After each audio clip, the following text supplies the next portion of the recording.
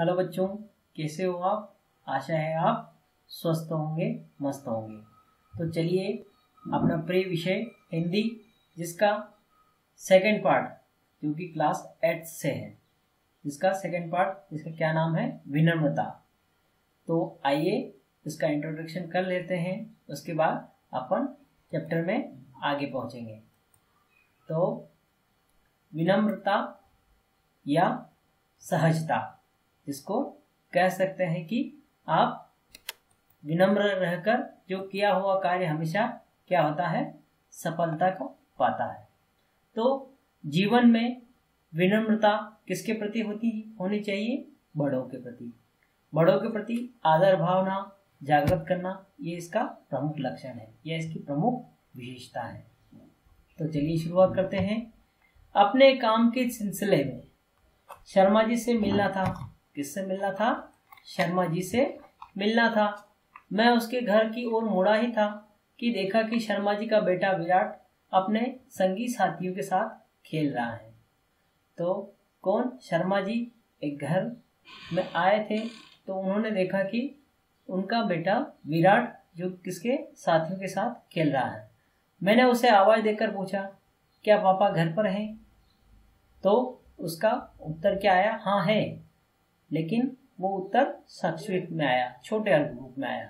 उत्तर देकर बिना मेरी ओर ध्यान दिए वह फिर खेलने में व्यस्त हो गया। मुझे ही उससे फिर दोबारा कहना पड़ा, अरे भाई, विराट को मेरे पापा की सूचना नहीं दोगे? पापा, आपसे मिलने वीरेंद्र अंकल आए हैं। आपसे मिलने वीरेंद्र अंकल आए हैं। उसने दरवाजे की तरफ मुंह करके ही वहां से चिल्लाकर कहा और अपनी जिम्मेदारी पूरी कर ली। मैं ठगा सा दरवाजे पर ही खड़ा रह गया। मतलब मेरे ऊपर किसी ने ध्यान नहीं दिया। किसने ध्यान नहीं दिया था? विराट ने ध्यान नहीं दिया था। कौन आए थे? शर्मा जी आए थे। तो आगे आवाज सुनकर शर्मा जी की बेटी विदु दौड़ती हुई आई और मुझे बाहर खड़े देखा तो झुककर नमस्कार किया। क्या किया? मेरा आदर किया, सत्कार किया, नमस्कार किया और बोली, आइए, पापा तो आपकी ही प्रतीक्षा कर रहे हैं। आपका भेजा संदेश उन्हें मिल गया था।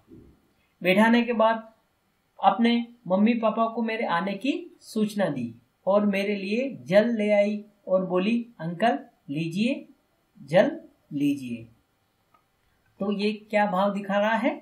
विनम्रता का भाव दिखा रहा है कि बड़ों को कैसे कहकर बुलाना है, कैसे उनका आदर सत्कार करना है। फिर उनका सहज, सुमधुर और शिष्टाचारपूर्ण कथन सुनकर मन में संतोष हुआ। किसको हुआ था? शर्मा जी को। सोचने लगा, विराट पढ़ने में तेज है और अपने नाम की तरह उसका स्वास्थ्य भी अधिक अच्छा है। फिर भी लोगों की प्रशंसा की पात्र विदु ही है। कारण क्या है? उसकी क्या है? विनम्रता आगे थी। मतलब उसमें विनम्रता का गुण था और यही गुण उसे क्या, कहाँ पहुंचा रहा था? आगे लेकर आ रहा था। चाहे विराट पढ़ने में तेज ही क्यों न था, लेकिन सबसे बड़ा गुण विदु में था। वो क्या था? विनम्रता का। तो विनम्रता चरित्र का सद्गुण है और सुसंस्कृत होने का परिचय पत्र। यह एक ऐसा चुंबक है जो संपर्क में आने वाले को बरबस अपनी ओर खींच ही लेता है। कहने का तात्पर्य है कि जो विनम्र व्यक्ति होता है वह अपने आप ही अपने गुण से पहचान लिया जाता है। उसे चुंबक के समान अपने संपर्क में लेकर ही आ जाता है। तो हमेशा हमें विनम्र रहना है।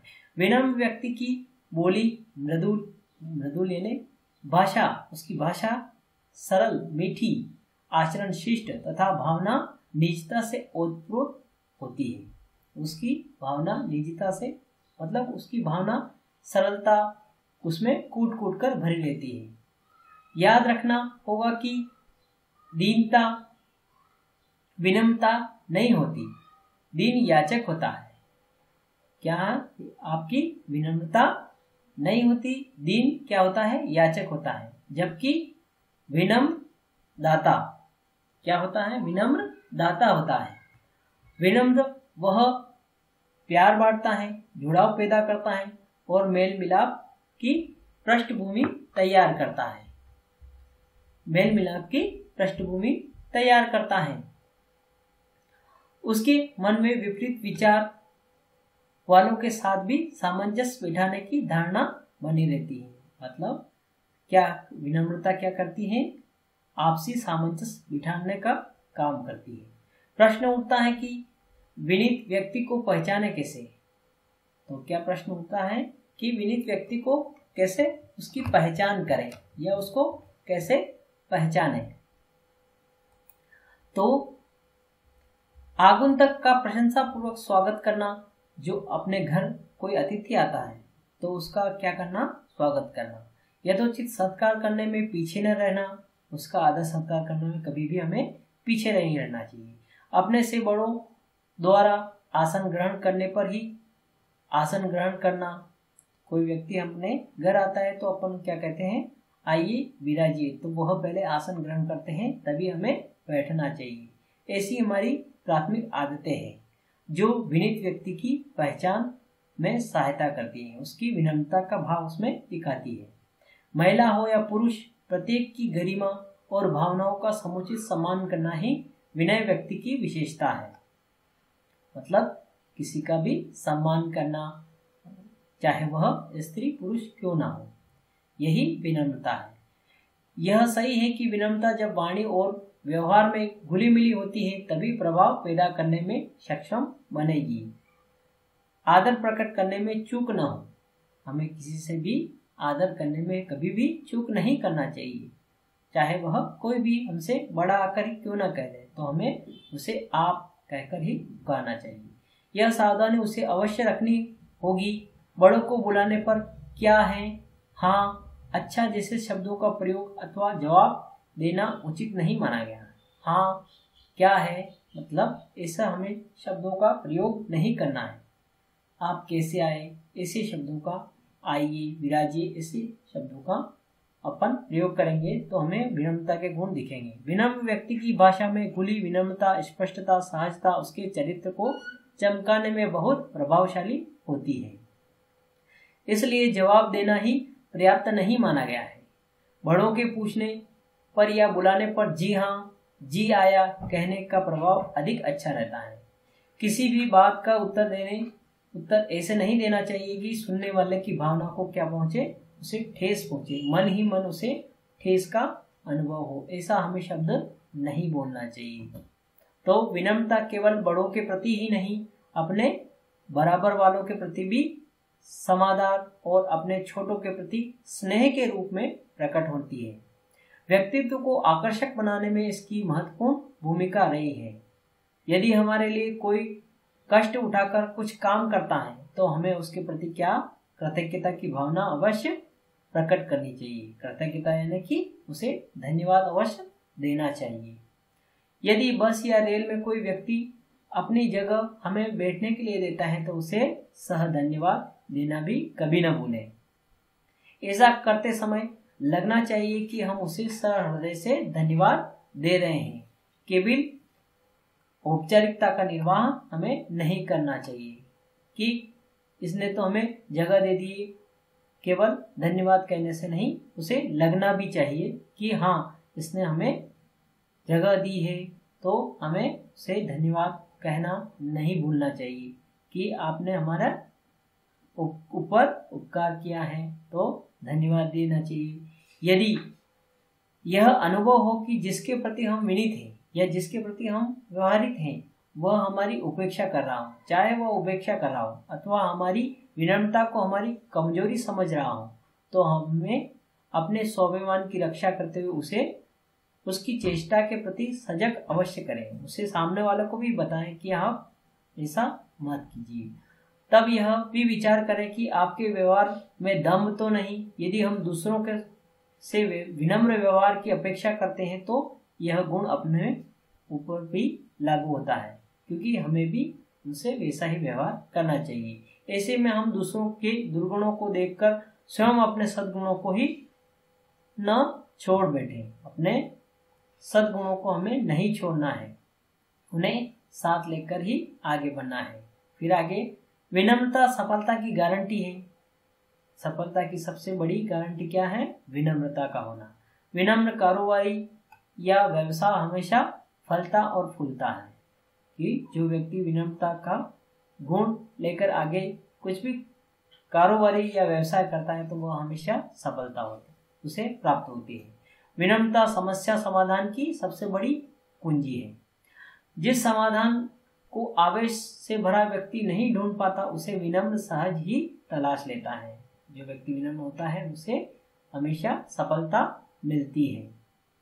नदियों से कितना भी पानी समुद्र में क्यों न छोड़ा है, ये देखो उदाहरण भी इसमें बताया गया है कि नदियों से कितना भी पानी समुद्र में क्यों ना आ जाए, लेकिन समुद्र में बाढ़ आते कभी आपने देखी होगी, क्योंकि उसमें बाढ़ नहीं आती है। नदियाँ पानी के साथ साथ जीव जंतु, पत्थर तथा अनेक भारी और मजबूत चीजें भी बहाकर ले आती है, पर समुद्र अपनी सीमा में रहकर उन सबको अपने में क्या कर लेता है, समा लेता है। यह सागर का अपना विनम्र अनुशासन ही तो है। और पानी तो जीवन है। समस्त प्रकृति जल से ही पोषित और पल्लवित होती है। तृण, लताएं, नन्हे पौधे से लेकर बड़े बड़े वृक्षों तक, लेकिन पानी सब वे गति नदी के रूप में तटबंधों को तोड़कर बांध का रूप धारण कर लेता है। तब उसके सामने जो पेड़ तने रहते हैं वह बह जाते हैं या ढह जाते हैं। जो झुक जाते हैं वे पुनः खड़े हो पल्लवित हो जाते हैं। तो विनम्रता जीवनता की पोषक तो है, लेकिन अहंकार क्या है, विनाश का कारक है।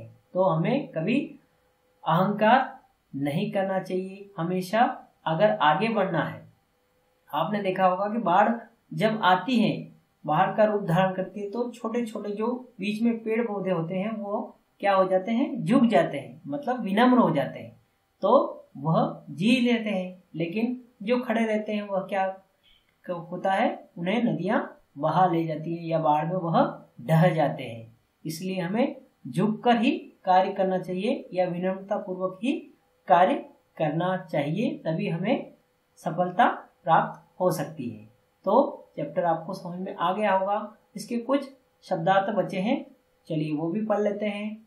शिष्टता यानी अच्छा व्यवहार, सद्गुण यानी अच्छा गुण करने वाला, सुसंस्कृत यानी अच्छे संस्कार वाला, अच्छे वाणी वाला, मृदुल यानी नरम या कोमल, आचरण यानी व्यवहार या बर्ताव, ओतप्रोत यानी घुला मिला, पृष्ठभूमि आधार, सामंजस्य उचित अनुकूलन, समन्वय आगुंतक या आया हुआ अतिथि भी कर सकते हैं, समाधान प्रतिष्ठा संस्कार, कृतज्ञता उपकार मानना, एहसान मानने वाले को कहते हैं।